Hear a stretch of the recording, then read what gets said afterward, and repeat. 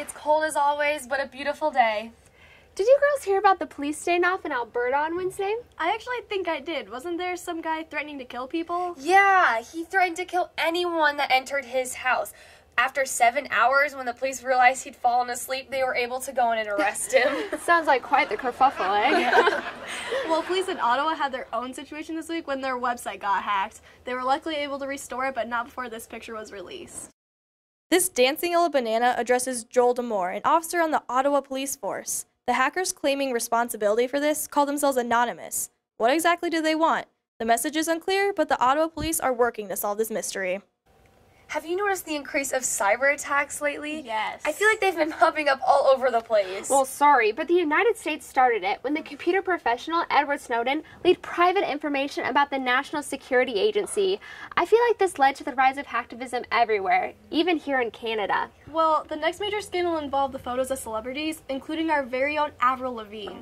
These celebrities had nude photos of themselves on their iPhones, which automatically goes onto the iCloud, where hackers got on and released these photos to the internet. Didn't some of the celebrities that had their photos leaked speak out about it? I heard that American actress Jennifer Lawrence was quite upset. She actually said that this was not a scandal, but a sex crime. I completely... Yeah. Oh, sorry. I completely agree with her. Being a celebrity, your life is an open book. But that's a complete invasion of privacy. And these actors and actresses already have these photos of themselves where they're barely dressed anyway. Why hack into their personal ones? To the viewers out there that are concerned about their own personal iCloud accounts being hacked into, we have some helpful tips to prevent this.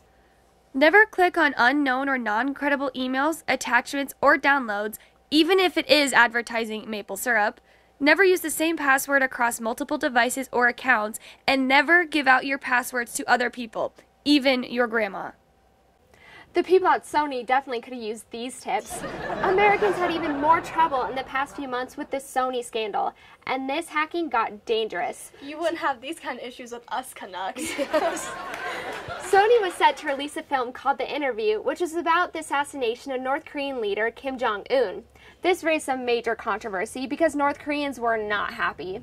The hackers, who called themselves Guardians of Peace, released some classified information about Sony that did not reflect well on the company. Did they ever find out the hackers were even North Korean? Yeah, the FBI investigated the situation and found out that North Korea was a part of this.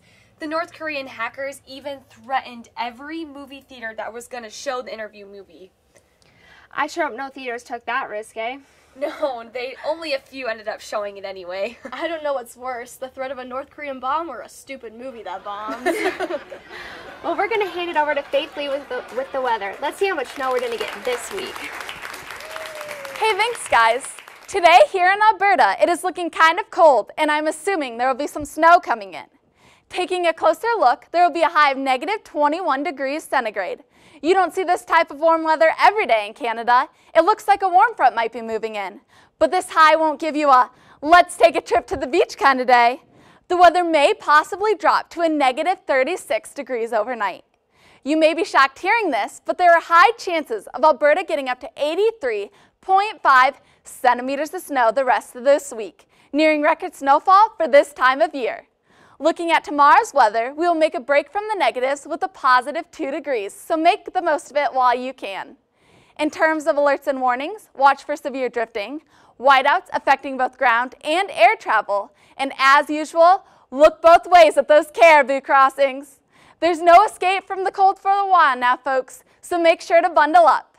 Let's see what Hunter has for us with our 2014 year-end sports review. Good morning, Canada. Last night, at the Maple Leafs game in Toronto, a microphone malfunction occurred during the Star-Spangled Banner. No need to fear, don't need to call the Mounties. Our Canadian brothers and sisters saved the day when they finished the anthem without missing a beat. How many U.S. hockey fans can sing "O Canada" by heart? At the midpoint of the NHL season, the Montreal Canadiens are currently the best team from up north.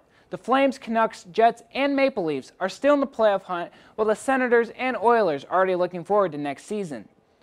2014 was a great year in international Canadian sports as well. At the 2014 Olympic Games in Sochi, the Canadian team brought home 25 medals, including 10 gold. Both the men's and women's ice hockey teams brought back the gold, keeping the tradition of the best team on ice in Canada. Playoff hockey returned to Montreal last spring when the Canadiens made a run at the Stanley Cup, advancing all the way to the conference finals before falling to the Rangers in 6 games. Enjoy these commercials. We'll see you after the break. I saw you looking. I feel the same way.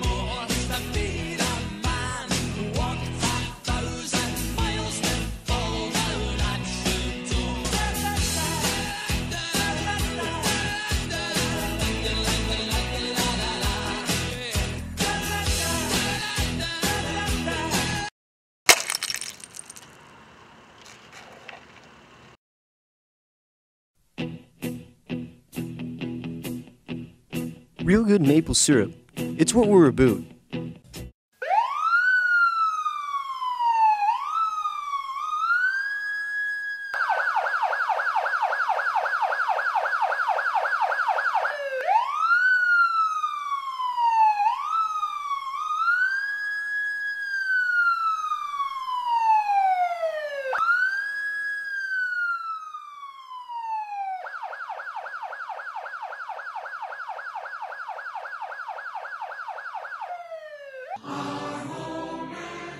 Alright, well, our next story involves a heist that happened in Quebec almost 2 weeks ago, causing quite the kerfuffle.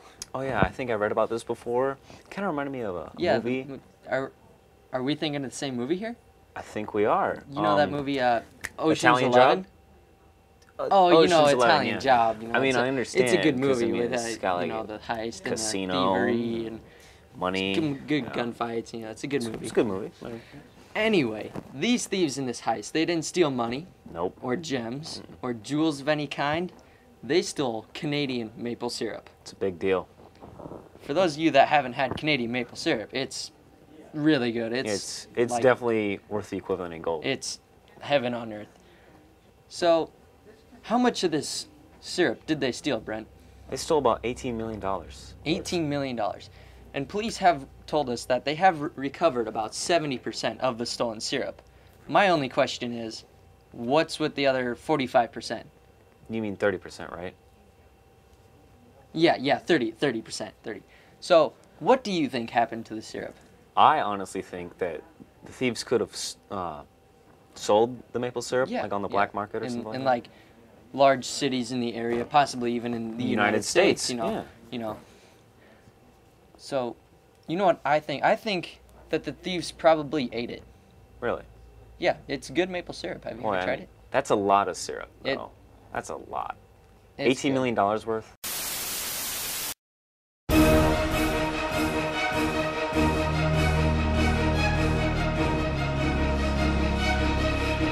News 10 at 10 interrupts this broadcast with breaking news. We have just received reports of a polar bear attack in Churchill, Manitoba. We are being told that 40-year-old Garrett Colson was making his way home earlier this morning when he saw a polar bear charging at him out of the corner of his eye. Colson frantically looked around for an open shop to enter to avoid the bear, but all shops in the vicinity were closed.